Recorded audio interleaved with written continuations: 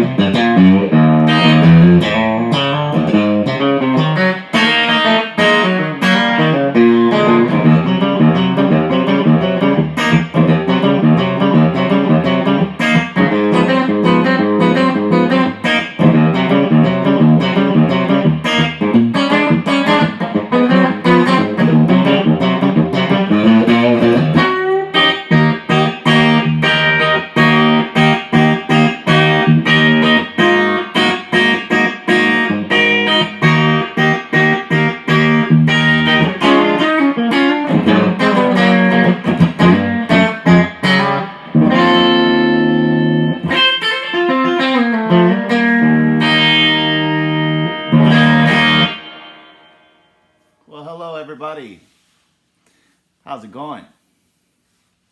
Going pretty well for me today. This video is for all the people who said, Stash, you should make a YouTube channel.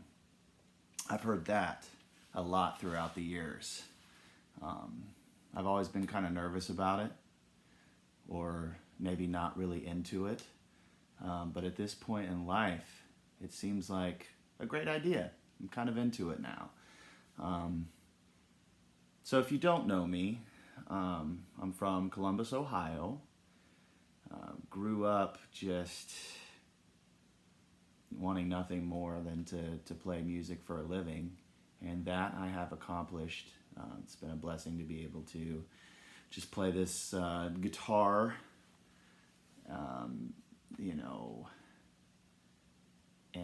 and absolutely just see the world,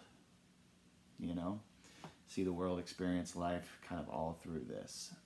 So I always laugh at the, point in the year where you have to do taxes. I'm thinking, oh my goodness, I play guitar. It's kind of silly, but what a blessing. Anyway, in Columbus, I started out playing in church and basement jams and all of that stuff with my family, and eventually after working at Target for about I think 9.5 months, I just decided upon getting a gig with my cousin that was it. I'm putting in my 2 weeks notice. This gig pays money. I'm doing the whole thing. So that's what I did. So between playing gigs with him, coffee houses as a solo act myself, and everything else you can imagine, I was kind of slowly making a living. And then I met some other people from different parts of Ohio, and I would travel around with them and play with them. And then I got into a country band called the Lee Gant Band, which really got me a lot of touring experience. Very grateful for my time with those boys. Some of the best memories that I can even recall. It was pretty amazing to be in my 20s and just kind of experiencing the world through that lens. We opened for some Nashville acts along the way, which inevitably brought some questions like, when are you moving to Nashville? I actually met the bassist for Phil Vassar, and I remember him asking me that. Steve Cook, if you're out there, love you, man. He really inspired me to say, you know what, I'm just going to go for it, because I had kind of flirted with Nashville throughout the years. I would visit down there, or we would play shows and stop through Nashville and things like this. But it was finally like, okay, I think I'm going to consider it. So I remember my first visit to Nashville, going with my sister and just checking out Broadway and getting to sit in with some very kind friends, and one of them is Chuck Ward.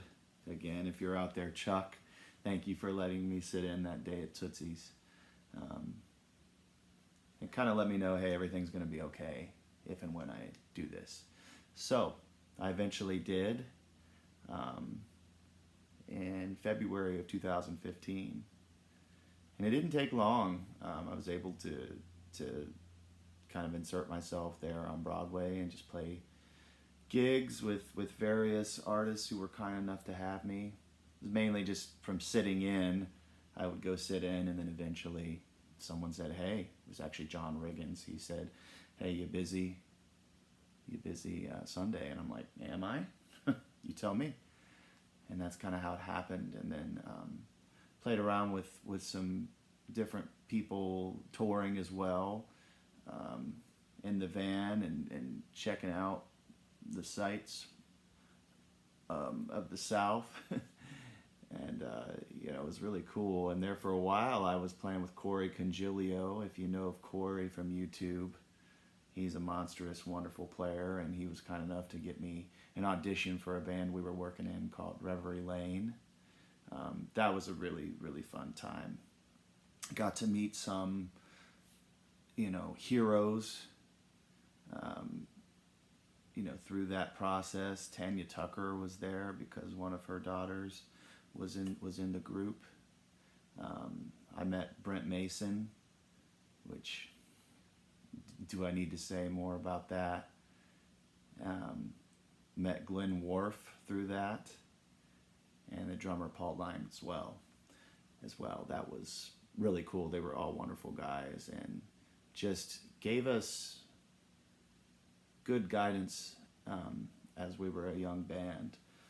Eventually that band kind of changed things up, and I ended up kind of doing, again, kind of more Broadway and stuff like that, and I joined a band called the Jay Taylor Band, and those are my dearest friends of all time, and we put in a lot of time together. I eventually got connected with who would become my wife, and that's a whole story for another time, but she's an incredible singer, and so we started our group once we got married, the Stashe Band.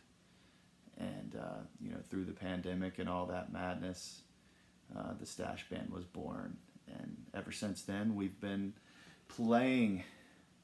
And this past few months has been a little interesting because she and I actually chose to move back to Ohio, so we've been on the scene. I'm just enjoying being around family again because I really miss them, and my wife's from here as well, if you don't know that. She is, and it's just been really lovely to be back here. It's been wholesome. So with that, I've been playing with John Schwab of McGuffey Lane fame a lot. I've been playing with a country band called Reckless Highway, and of course my wife and I are still doing some events. I'm also teaching and making YouTube videos. So anyway, this is just a introductory kind of thing. It's pretty wild, again, reflecting on all of it, and that's really the short story. There's a lot of details I could give and stuff. But in the end, Nashville, between sessions and gigs and rehearsals and all of this, I ended up doing 2,411 musical events, we will call them. So that was a wild ride, but I'm here now, and just trying to go after a little more of what I want, just reach deeper artistically and things like that. It's kind of the whole thing, right? Like just seeking meaning in it. So anyway, this is just to tell you, this is, I believe, a 1990 Fender Telecaster. Best guitar I've ever owned. I have many guitars, but this one here is just the most truest, faithful one. Stays in tune and has fallen off of stages and everything. Jackson Moody, who is a dear friend, currently out on tour with Tim Montana. But he knocked this off of the stage at the Valentine one day, and so it got some nicks there. But guess what? After tumbling, ooh, sorry about that. After tumbling completely off of the stage, it was perfectly in tune, and the stage was like raised up in the air. So that was quite the miracle. So yeah, this one has been coming back into the fold a lot lately. As far as the playing today, I'm tuned half step down because I've been using this guitar on the Reckless Highway gig a lot, and that's their preferred method of tuning. But I was just kind of playing, of course, in the key of E.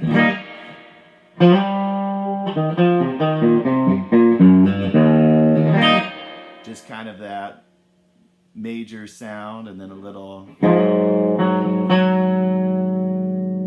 A thing. All that stuff. For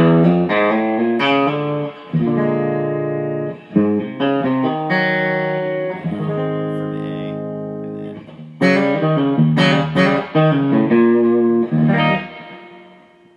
you know, double stop stuff.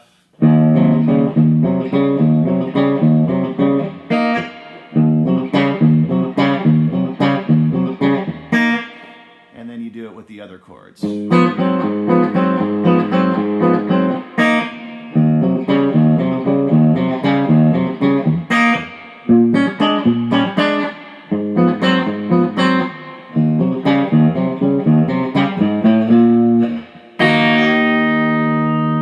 That's kind of fun. You get those two strings open, and you bend this minor third up to major, and then I just grab the B, makes that kind of sound, and then down for the A, you just lower.